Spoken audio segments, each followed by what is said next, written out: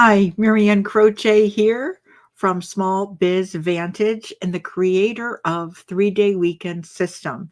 And I'm glad to be here each and every week to do these auto shop success lives in 15 minutes. And I do these for a couple of reasons.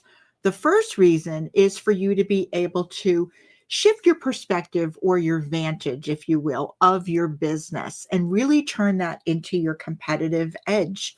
Think a little bit differently, because when we think differently, we take action differently. We do different things. The second reason is for you to do just that. Take one action item away each and every week. And then that causes a ripple effect in your business. So, a question that I commonly get asked is, Marianne, who do you work with? And I work with auto shop owners who are in what I call owner overload.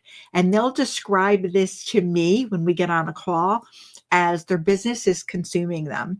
They feel like they're going 24/7 and they really want to have a life, but they don't want to sacrifice their business at the same time. So, that's where I come in and I can help. So this week, we have a very interesting topic, and I can't wait to get started. It's on mental toughness and P.O.P. P-O-P. Mental toughness is a very meaty topic, and I want to really unpack this and break this down for you because I see a lot of this being needed in our space in the automotive industry. Life and business aren't separate from one another. One affects the other. They're very deeply connected. A personal loss, stress at home, or burnout in a shop really affects everything. The same is true the other way around. When business is really chaotic, and you have so many things going on, you're putting out fires, it impacts our relationships, our energy, and our well-being. And a lot of times owners, or even, when I'm speaking, clients or owners will tell me, it's amazing because when we have that conversation, they'll say, when I go home, my family, my friends can tell if I've had a really tough day at work because it shows. And the opposite happens when you show up at work. People at work can be like, is everything okay at home? Because they can sense that there's something is off.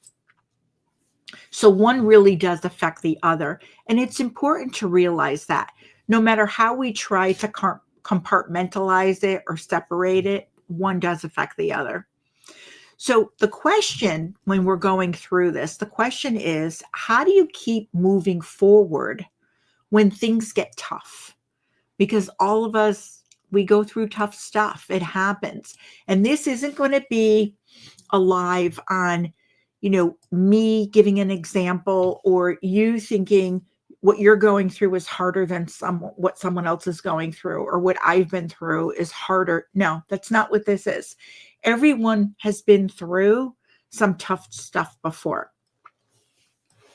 It's not a measuring, stick or a contest of who's had it harder. So the idea here is mental toughness is the ability to be able to navigate through challenges, navigate through so that you don't get stuck there. You don't stay stuck in them, because when you're stuck in them, you can't move forward. So that's where POP comes in, P-O-P. And it's really how you build mental toughness by focusing on what is instead of getting stuck in what isn't anymore. So when things are going wrong and you feel like a sense of loss, maybe you've had a team member leave or just a number of different things, someone at home, maybe taking care of an aging parent, all kinds of things like that. Instead of focusing on what isn't anymore, we focus on what is. So I want to unpack POP for you. POP stands for positivity, optimism, and practicality. So I want to be really clear here. If you were to go around being positive all the time and very optimistic all the time, the world will see you as delusional, right? And it's not a good place to be. So the practicality part of this is key. It's huge and it changes everything. So how do you be positive when things aren't going well, right? You're going through something tough. How does that come to you? Well, the framework here that I have, it comes from having a plan. These are the people that are proactive, that they realize and know that challenge is going to happen and they're going to have a plan. So it's not about pretending that things are fine when they aren't. It's not about putting up this facade. It's about knowing your next move. So when business slows down or life throws you a curveball, having a plan gives you control, not just a sense of control, but actually control. You don't have to know all the answers, but you need to know the next steps. So the idea of having a plan could be having money set aside, reserves. That could be it. It could be having different resources available to you. It could be, what do we do in case of, what's the next step in our business? And you think about these things. The second one is, optimism. And this comes from looking back at lessons learned, because we've all been through tough times. We've all had to deal with that. And many people that I talk to, when we think about this, will say to me, well, I don't want to look back at the past. The past is done. It's over. I don't want to go back there. And I'm not saying go back there to get stuck there. I'm not saying go back there to beat yourself up. What I'm saying is, what did you learn from it? Because when you go through something, the best thing that can come out of it is a lesson that you learn from it, because then you can move forward. And the idea is, what you may have learned from it is something different from what someone else learned from an experience. So what did those past challenges teach you that you can now use today? What did it teach you about resilience? A lot of times people say to me when they've gone through something really hard, they'll say to me, I don't know how I got through that, but I did. I managed to get through it. And when we unpack it, they realize that a lot of that was already in them. They just had to pull from it. They had to draw on it. So optimism is not being blind or having this blind sense of hope and just wishing things will get better. It's really knowing that you survived hard times before and that you can do it again. That's what's important to realize about optimism. Now, practicality comes from knowing the resources that you have available. So there's 4 resources that people will have available when you think about going through any type of challenge or change. And the 4 resources are time, money, people, and skills. So you'll have varying degrees of time, money, people, and skills.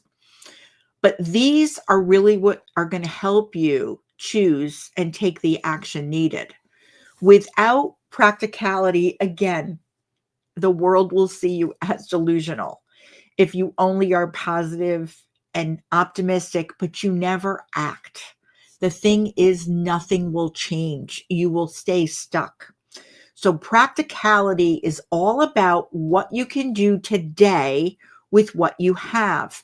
Even small steps will create momentum. Being consistent, that creates momentum. So now applying P.O.P, this method, this framework, if you will, in your shop, in your business, and in your life. So at work, let's look at it this way. If business is struggling, we don't want to just hope that it's going to get better. Maybe you've been slow at work, or maybe you've had a team member leave. What you want to do is you want to make a plan. Look at what you've learned from the past challenges. You're going to be optimistic and assess your resources available.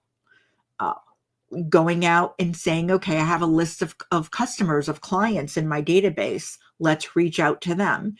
Talk to your marketing people and see what can be done. There's a lot of things that you can do with the resources that you have, right? So we want to be positive. We want to be optimistic, but we want to have that practicality and brainstorm with your team as well.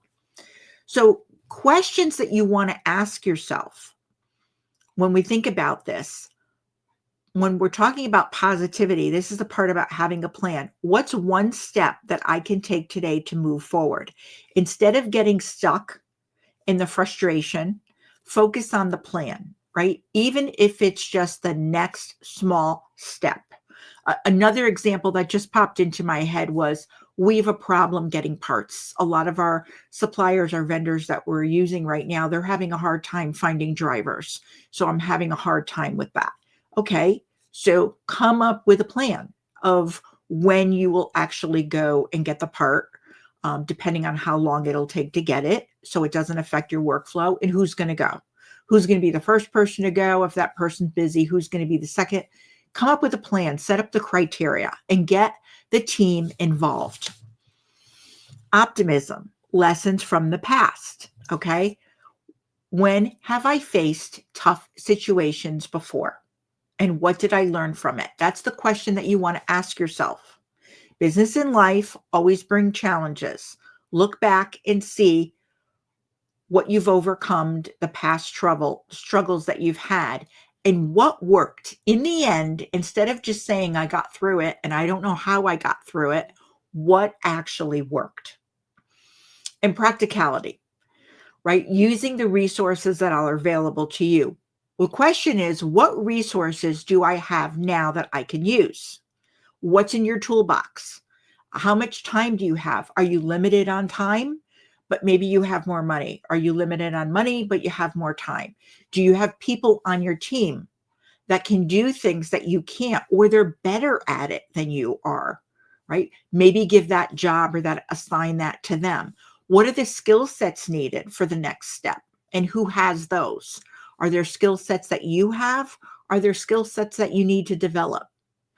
So this is the idea. What's in your toolbox? Taking action is what is going to keep you moving. Now, in life, when you're dealing with personal loss, or you're shifting your focus to what your loved one gave you, right? What you learned from them and how they can shape your life going forward when you think about personal loss. Again, having a plan for coping, lean on those past lessons and use the support system around you, because loss is hard, right? Friend, family, loved ones. That's what we think about at first. We think about they're gone, they're not the same, everything's changed. But what have they left you? What have you taken? What have you learned from them? What have they instilled in you? So it works in your personal life as well. So as always, I leave you with a 1-week rule about taking action now. So when you think about this framework of P.O.P, what will help you most right now? Where are you at? What do you need? Do you need more positivity? Do you need to be more optimistic, right? Is optimism what you need? Or is it practicality?